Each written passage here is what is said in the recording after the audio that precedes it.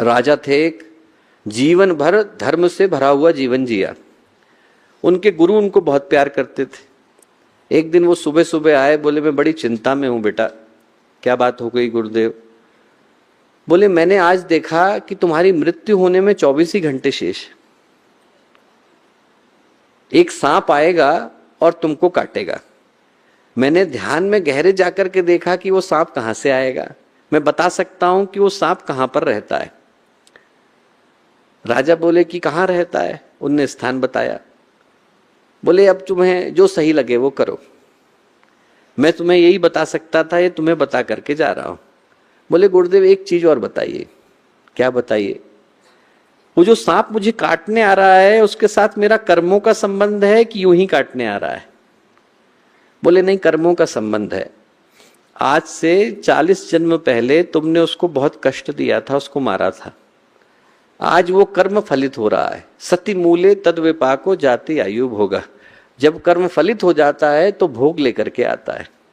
बोले आज वो कर्म परिणाम देने की स्थिति में आ गया है। 40 जन्म गुजरे हैं पर कर्म तुम्हारा है, लौट के तुम्हारे ही पास आ रहा है। उसी सांप के द्वारा आ रहा है जिसको तुमने मरवाया था।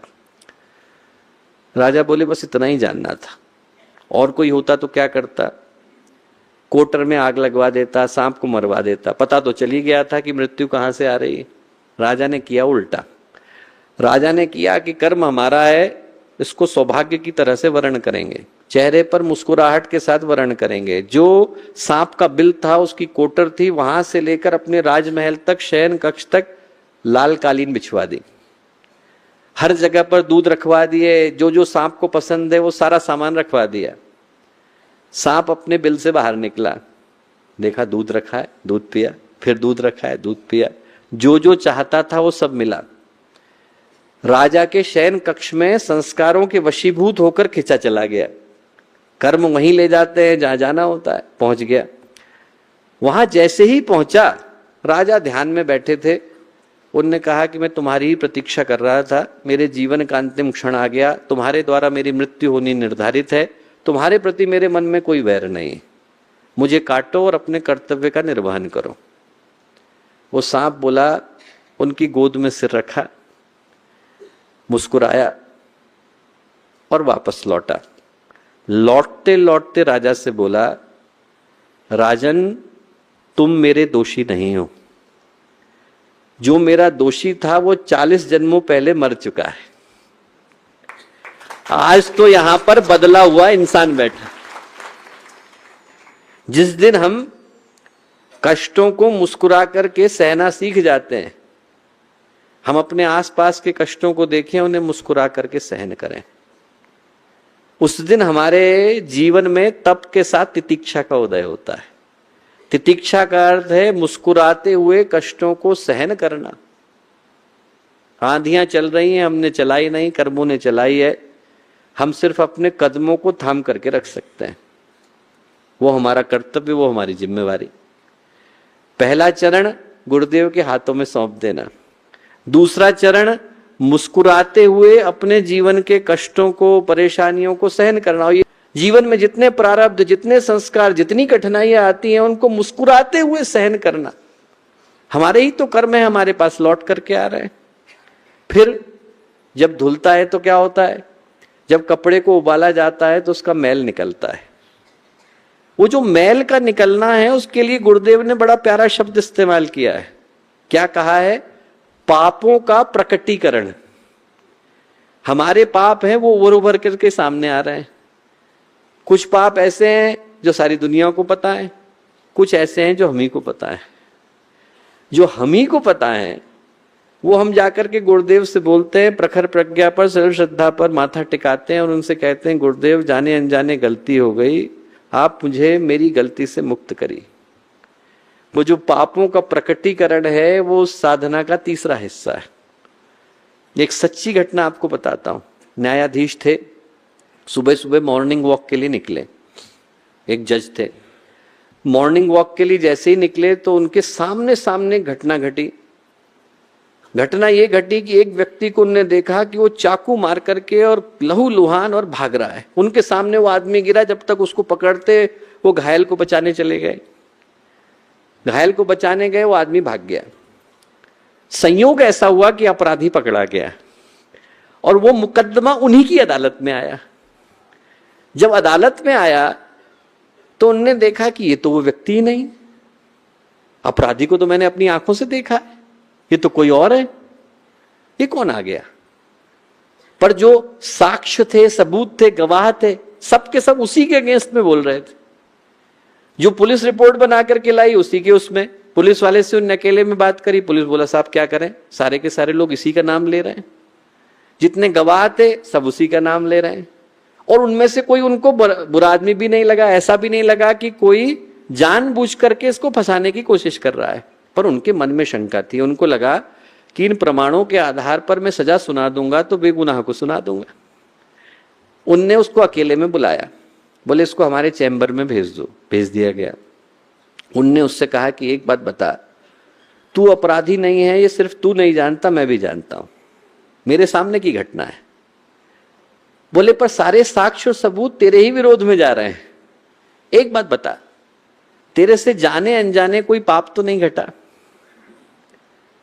बोला मैंने अपनी चाची को मारा था, उस घटना को कोई जानता नहीं। न्यायाधीश बोले तब सही है, तेरा कर्म तेरे पास लौट करके आ रहा है।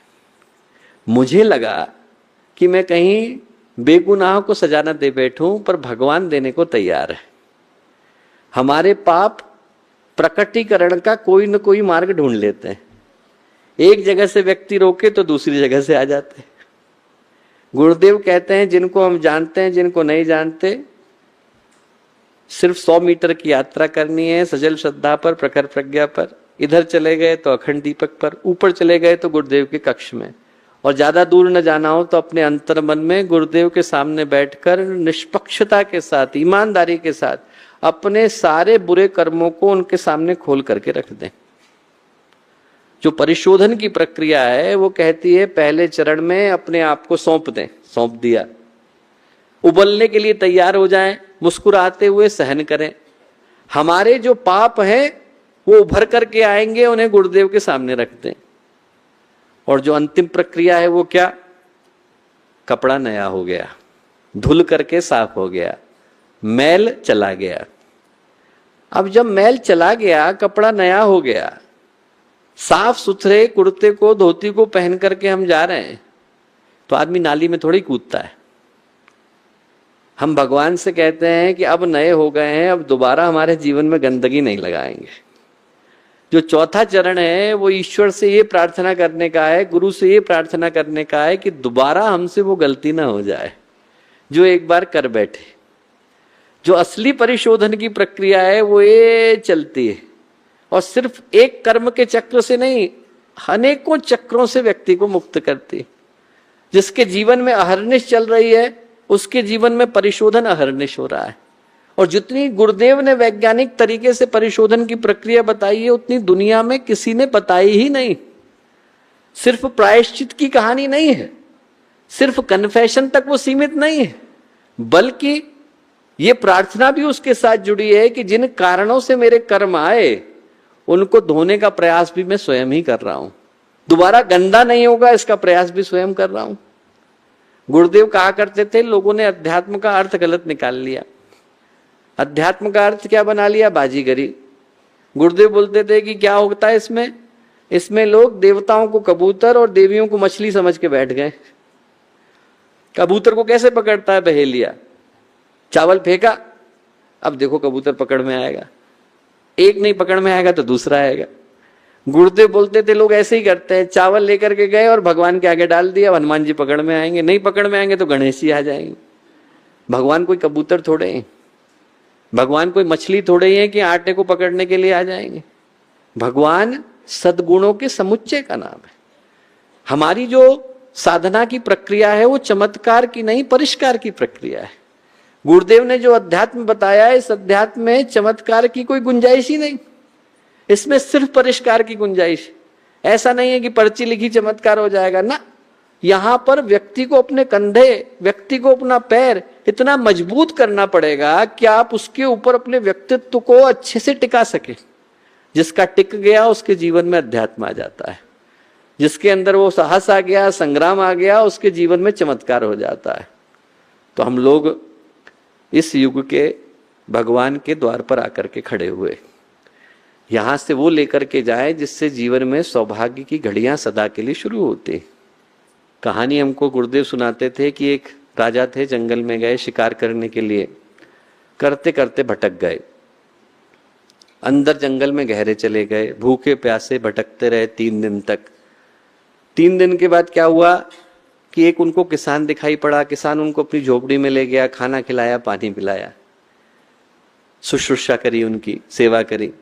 जब वो ठीक हो गए तो वो किसान उनको सही मार्ग पर छोड़ने के लिए आया। अब आप यहां से अपने राज्य को जा सकते हैं, सही रोड है, आप इसको पकड़ेंगे सीधे चले जाएंगे। राजा के मन में क्या हुआ? कृतज्ञता आई। राजा को लगा कि इस व्यक्ति ने मेरे जीवन को बचाया, इसका मैं ऋणी हूं।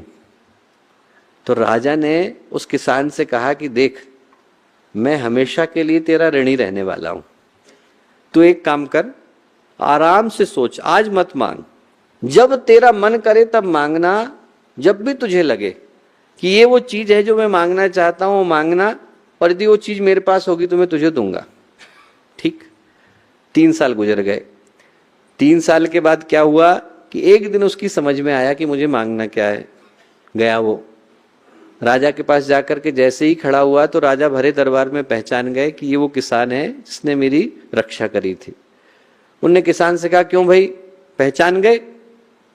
आप लोग, आपके समझ में आ गया कि क्या चाहिए था? बोले हाँ समझ में आ गया। क्या चाहिए? राजा ने पूछा। किसान बोला कि साहब इस बार हमारे यहाँ कद्दू की फसल नहीं हुई है, एक कद्दू दे दीजिए। राजा बोले कद्दू तो मैं कभी भी दे देता, तू चाहता तो राजपाट मांग सकता था। गुरुदेव बोले राजा के पास गए और मांगा क्या? कद्दू। हम लोग गुरुदेव के पास आकर के खड़े हुए, नौकरी मनोकामनाएं तो कोई पूरी कर देता है, हम लोग इस युग के विश्वामित्र के पास खड़े हैं, उनसे जीवन की मुक्ति का कारण तो मांगे। ये तो मांगे जो उनके पद के अनुरूप नवरात्रि की साधना का समय है, जीवन का सर्वोच्च संकल्प लेकर के जाएं, हमारी साधना फलीभूत हो, जीवन में परिष्कार हो, हम अपने को गुरुदेव को सौंपने को तैयार हो, हम उन पापों के प्रकटीकरण के मार्ग से गुजरने को तैयार हो जिसमें हमारा शोधन संभव हो पाता है।